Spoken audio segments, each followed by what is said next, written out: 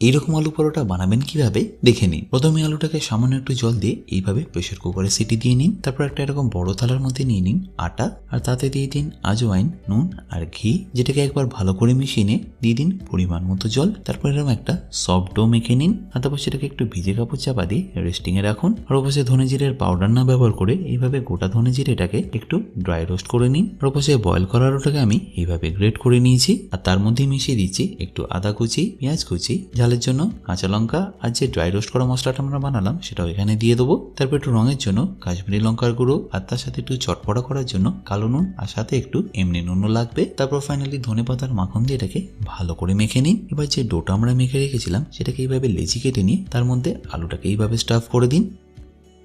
আর staff করা হয়ে গেলে বেলে নিয়ে দুদিক প্রথমে একটু লাল লাল করে সেঁকে নিন। তারপর ফাইনালি একটু ঘি দিয়ে ভেজে নিলেই আপনাদের আলুর পরোটা কিন্তু পারফেক্টলি রেডি।